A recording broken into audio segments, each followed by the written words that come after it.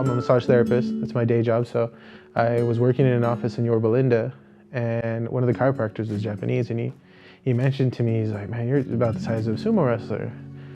He's like, you should try it. I'm like, I don't even, is that even a sport still? I mean, it was kind of, that was my question. And he's like, yeah, and he looked it up and he showed me the pros going at the time. I'm like, this is pretty interesting. So I went home and I was just down the YouTube rabbit hole until I found the US Open.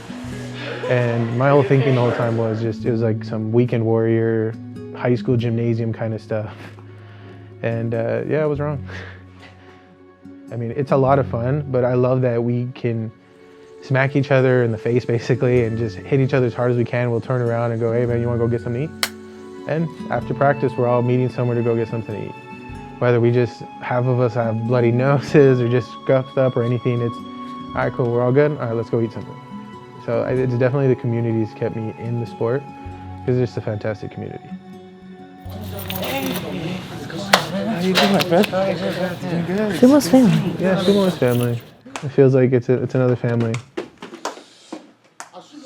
Sumo for me was always going to be something from when I always told her, I want to do this so when I'm old, fat, and senile, I can tell my grandkids I used to sumo wrestle. And so make them Google it to see it. That was my only intention with sumo. And it grew with the 2019 Open and just on how well I did. I'm like, I guess if I'm this good at it, I might as well keep trying it. One of the biggest stories of the day was Jose, who's relatively new to the sport. 4-0, he's going against Hiroki now in the semifinals. No one thought Jose would even win a single match. Against Hiroki, he spins, they go down together. The referee calls it for Hiroki, but the replay shows otherwise. It's a little bit tougher with the women because we're barely starting to grow the sport a little bit more with women. So like, I'm actually very fortunate that one of my teammates that also went to Worlds was like Kellyanne, and like, she's a little bit shorter than I am, so I get to practice how it is to have someone that's shorter, but like my same height or taller. That's where he comes in.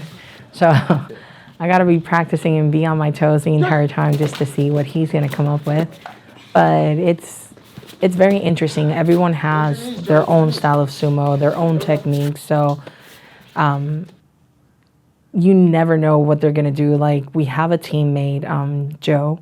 Like, I'm always like, oh, he's just gonna slam me. He is like one of our lightweights, but he can pick me up and just slam me like nothing. You can never underestimate someone that's smaller than you, because they can surprise you, and they do. Yeah, that they do.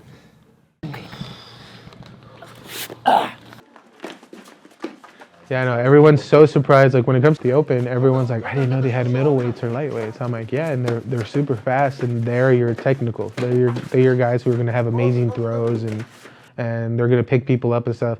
The heavyweight guys are just, you're there to see two humans treat each other like rams.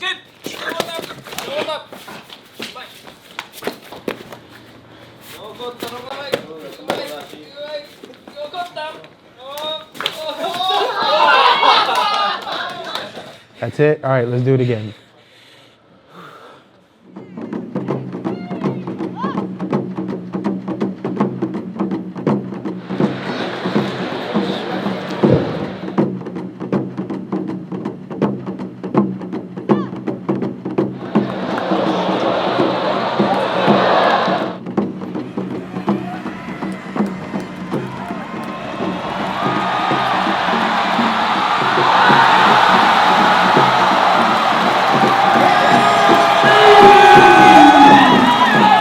On that stage, nothing's gonna hurt.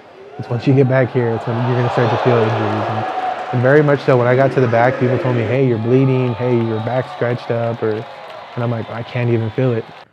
Later that night, you really feel everything. Since we're heavies, we're like, why do we even weigh in? I mean, it's just so I guess we can write the weight down, but I do feel sorry for some of our middle and lightweight guys who have to cut weight sometimes. Because those guys are a lot more like your traditional Greco-Roman wrestling guys who, hey, I got to weigh in at 200 pounds, and they're at 205 the day before weigh-ins, trying to cut, sweating, running, and heavyweights are just chilling at the buffet going, what's up, man?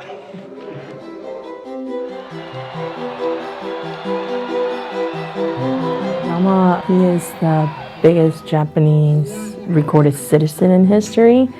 He is impressive. Yama seems like this giant guy, but he's very approachable. But it's funny that even though sometimes we don't speak the same language, we still understand each other. So it's just kind of on the basics of what you're doing here, and I'll say it, and he'll say something, I'll be like, okay, I got the gist of it, and we'll go from there.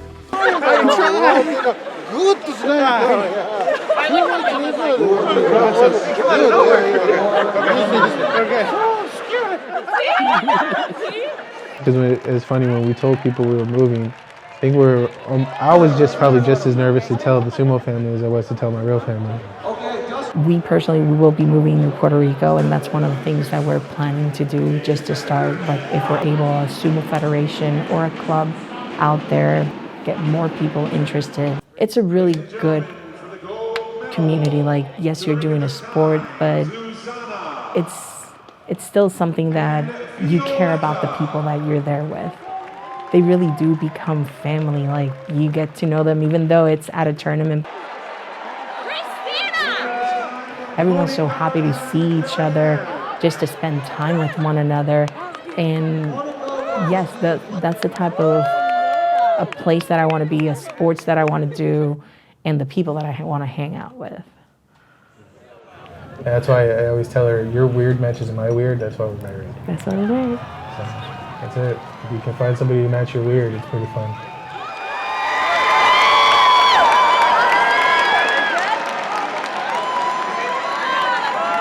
These are your number 1 and number 2 seeds in Group A. Who will be seed number 1? Who will be seed number 2?